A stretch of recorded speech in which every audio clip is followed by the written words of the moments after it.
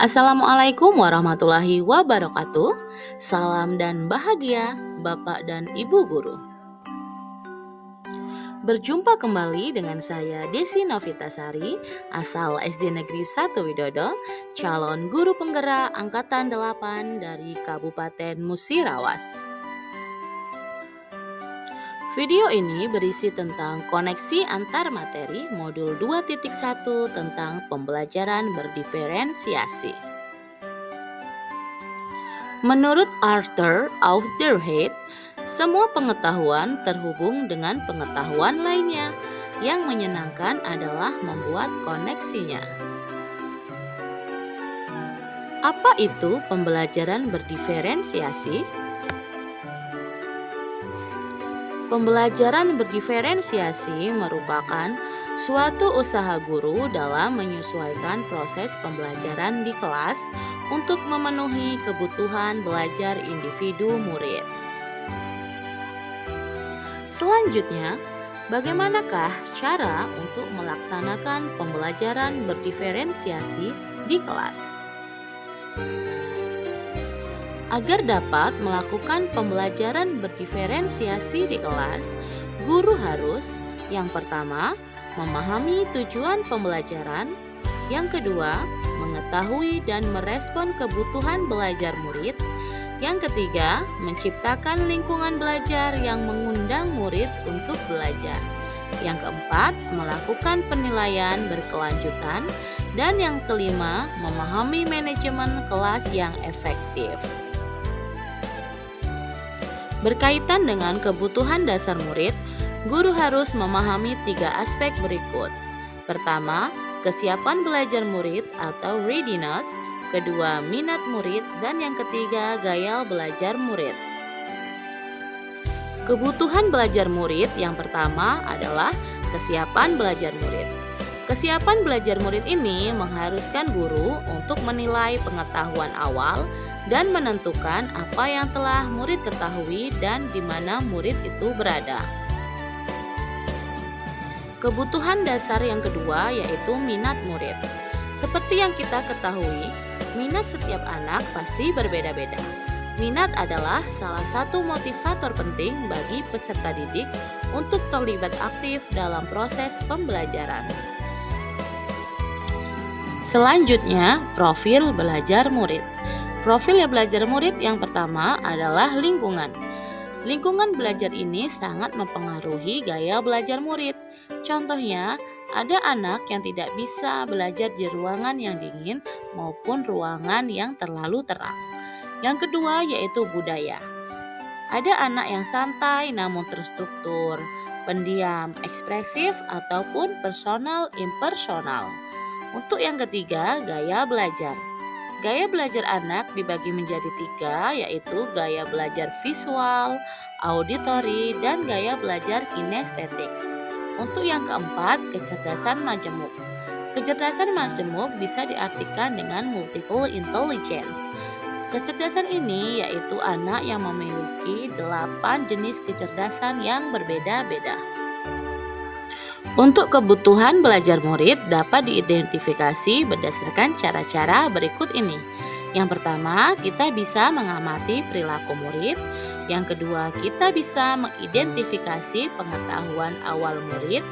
Yang ketiga, kita bisa membaca rapor murid di kelas sebelumnya. Yang keempat, kita bisa mereview dan melakukan refleksi terhadap praktik pengajaran. Yang kelima, kita bisa berbicara dengan guru murid sebelumnya.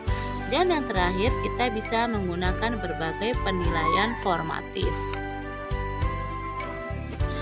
Strategi untuk pembelajaran berdiferensiasi ada 3. Yang pertama, diferensiasi konten. Selanjutnya, diferensiasi proses dan diferensiasi produk. Strategi pembelajaran yang pertama yaitu diferensiasi konten. Ini berkaitan dengan apa yang kita ajarkan seperti materi, konsep, atau keterampilan yang perlu dipelajari berdasarkan kurikulum.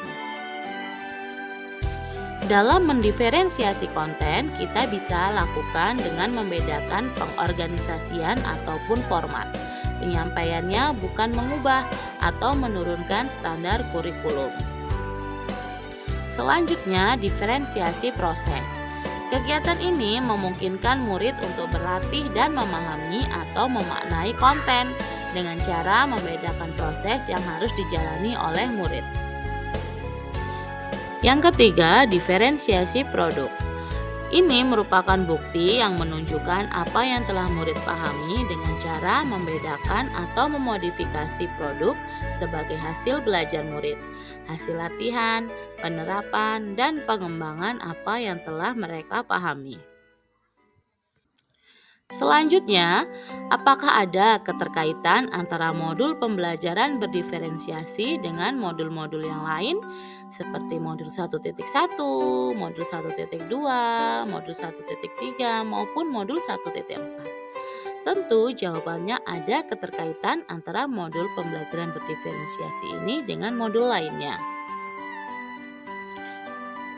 Keterkaitan antara modul 1.1 dengan modul 2.1 adalah untuk dapat melakukan pembelajaran berdiferensiasi, maka guru harus berusaha memenuhi kebutuhan belajar anak sesuai dengan kodrat alam dan kodrat zaman berdasarkan filosofi Ki Hajar Dewantara. Selanjutnya, keterkaitan antara modul 1.2 dengan modul 2.1 adalah dalam melakukan pembelajaran berdiferensiasi, seorang guru penggerak harus berpihak pada murid, reflektif, mandiri, kolaboratif, dan inovatif untuk menciptakan pembelajaran berdiferensiasi agar dapat memenuhi kebutuhan murid. Dengan demikian, seorang guru penggerak dapat mewujudkan kepemimpinan murid dengan menuntun murid untuk merdeka belajar. Hal ini sesuai dengan nilai dan peran guru penggerak. Keterkaitan antara modul 1.3 dan modul 2.1 adalah pembelajaran berdiferensiasi dapat menjadi salah satu strategi untuk mewujudkan visi guru penggerak yang berpihak pada murid. Selanjutnya, keterkaitan antara modul 1.4 dan modul 2.1 adalah dalam pelaksanaan pembelajaran berdiferensiasi antara guru dan murid harus ada kesepakatan kelas terlebih dahulu agar proses pembelajaran dapat berjalan dengan baik sesuai dengan nilai-nilai budaya positif. Itulah tadi koneksi antar materi modul 2.1. Thank you, semoga menginspirasi. Salam guru penggerak. Tergerak, bergerak, dan menggerakkan. Wassalamualaikum warahmatullahi wabarakatuh.